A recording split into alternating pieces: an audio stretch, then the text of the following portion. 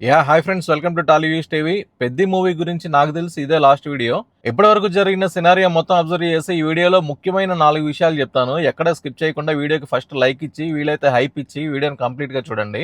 Point number 1, ticket prices కొంచెం impact ఉంది collections మీద. పాయింట్ నెంబర్ 2, అల్లు అర్జున్, తేజ సజ్జా, అఖిల్ అక్కినేని వీళ్ళు తప్ప ఇండస్ట్రీ నుంచి ఎవరు ట్వీట్ అయ్యలేదు. ఎంతో మంది సినిమాని చూశారు. రిలీజ్ రోజు అయ్యారు, ప్రీమియర్స్కి వెళ్ళారు, సినిమాని 2 సార్లు చూసిన రాజమౌళి గారితో సహా ఈ సినిమాకి సంబంధించి ఒక్క ట్వీట్ కూడా వేయలేదు.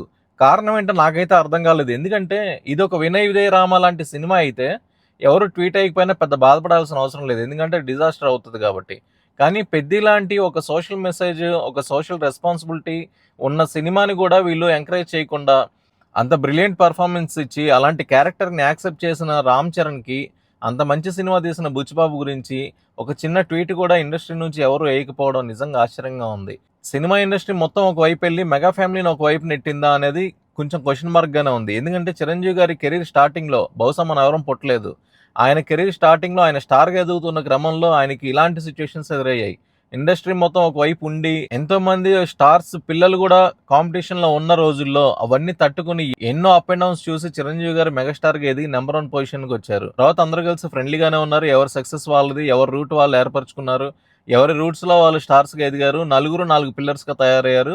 ఫైన్, చాలా హెల్దీ అట్మాస్ఫియర్ క్రియేట్ చేసుకున్నారు, చాలా హెల్దీ కాంపిటీషన్ క్రియేట్ చేసుకున్నారు. వాళ్ళు చాలా ఫ్రెండ్లీగా ఉంటారు. అండ్ ఇంకోటి ఏంటంటే వాళ్ళ నలుగురిలో మనకి ఎప్పుడు అంటే మనకి కొంచెం ఊహ తెలిసి మనకు కొంచెం పెద్దవాళ్ళం అవుతున్న టైంలో మనకి తెలిసిన కాంపిటీషన్ అంటే చిరంజీవి గారు, బాలకృష్ణ గారే. వీళ్ళ సినిమాలు ఒకే సంక్రాంతికో ఒక దసరాకో వస్తున్నాయంటే ఆ హడావిడి వేరు.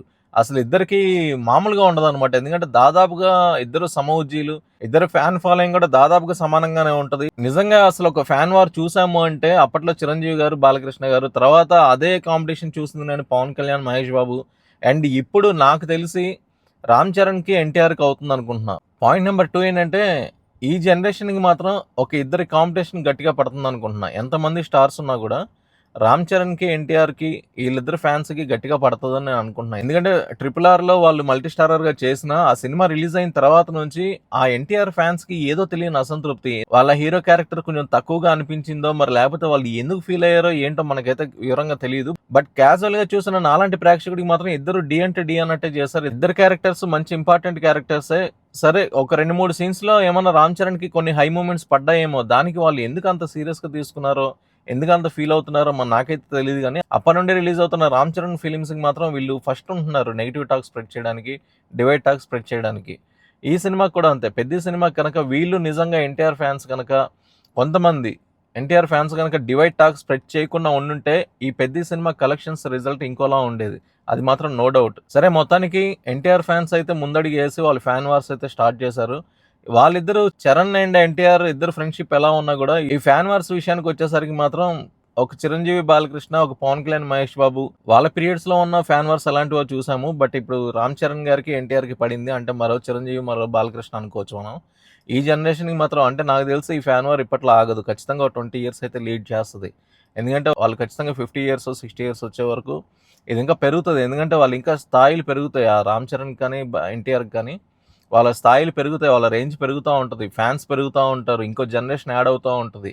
సో ఈ ఫ్యాన్ వార్ అయితే ఇప్పట్లో ఆగదు. బట్ ఇది హెల్దీగా ఉంచుకుంటే మంచిది అనేది నా అభిప్రాయం. ఎందుకంటే ఇప్పటి వరకు ఉన్న చిరంజీవి, బాలకృష్ణ గారు, నాగార్జున వెంకటేష్ ఆ నలుగురు కానీ, తర్వాత ఉన్న పవన్ కళ్యాణ్, మహేష్ బాబు కానీ, ఇప్పుడున్న రామ్ చరణ్, ఎన్టీఆర్ కూడా వీళ్ళందరూ కూడా పర్సనల్ లైఫ్లో చాలా క్లోజ్ ఫ్రెండ్స్, చాలా క్లోజ్గా ఉంటారు వీళ్ళందరూ. ఓన్లీ ఫ్యాన్ వార్స్ కూడా ఈ మూవీస్ రిలీజ్ అయినప్పుడు మనం చూస్తాం తప్ప ఆ హడావిడి అంతా, తర్వాత మళ్ళీ అందరూ నార్మల్గానే ఉంటారు. పెద్ద సీరియస్గా తీసుకోవాల్సిన అవసరం లేదు. బట్ హెల్దీ కాంపిటీషన్ ఎప్పుడు ఉండాలి. కాంపిటీషన్ క్రియేట్ చేసింది ఎన్టీఆర్ ఫ్యాన్సే కాబట్టి చూడాలి. ఇప్పుడు పెద్దకి అయితే వీళ్ళు ఇచ్చింది గట్టి స్ట్రోకే ఇచ్చారు, కొంత దెబ్బ. ఎందుకంటే ఇప్పటికీ రిలీజ్ అయ్యి మూడో వారంలో అడుగు పెడుతుంది పెద్ద మూవీ. ఇప్పటికీ ఎన్టీఆర్ ఫ్యాన్స్ డ్యూటీ చేస్తూనే ఉన్నారు సోషల్ మీడియాలో. సినిమాని ఇంకా తగ్గించడానికే ట్రై చేస్తున్నారు. సినిమా గురించి ఇంకా నెగిటివ్ ప్రచారం చేస్తూనే ఉన్నారు. వాళ్ళు ఎక్కడ తగ్గట్లేదు, అది బాగాలేదు, ఇది బాగాలేదు అనుకుంటూ.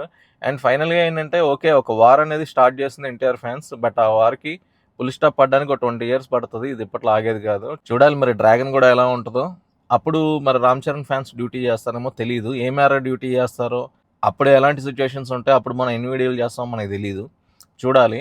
అండ్ ఇంకోటి ఏంటంటే పెద్ది మూవీలో కొత్త సీన్స్ యాడ్ అయ్యాయి అని చెప్పి అడుగుతున్నారు కొంతమంది. కొత్త సీన్స్ యాడ్ అయ్యాయి, చాలా బాగున్నాయి. యాడ్ అయిన సీన్స్ లో కూడా 4-5 సీన్స్ యాడ్ అయితే ఒక 3 కామెడీగానే ఉన్నాయి, ఒక 2 కొంచెం ఎమోషనల్ టచ్ ఉన్నాయి. సినిమాలో ఏవైతే కొంచెం కొంచెం గ్యాప్స్ అంటే డిస్కనెక్టెడ్ గా ఉన్నాయి కొన్ని సీన్స్ అని అనుకున్నారో ఆ గ్యాప్స్ అన్ని ఫుల్ఫిల్ చేశాడు బుచ్చిబాబు. ఆ ట్రై అయితే చేశాడు, బట్ నాకు తెలిసి నెట్ఫ్లిక్స్ లో కంప్లీట్ ఫిలిం వచ్చే టైంకి ఇంకా మిగిలిన గ్యాప్స్ కూడా ఫుల్ఫిల్ చేసుకుంటాడేమో అనిపిస్తుంది. ఎందుకంటే ఇప్పుడు యాడ్ చేసిన సీన్స్ కూడా 100% ఫుల్ఫిల్మెంట్ అయితే ఇవ్వలేదు, బట్ చూడడానికి అయితే బాగున్నాయి.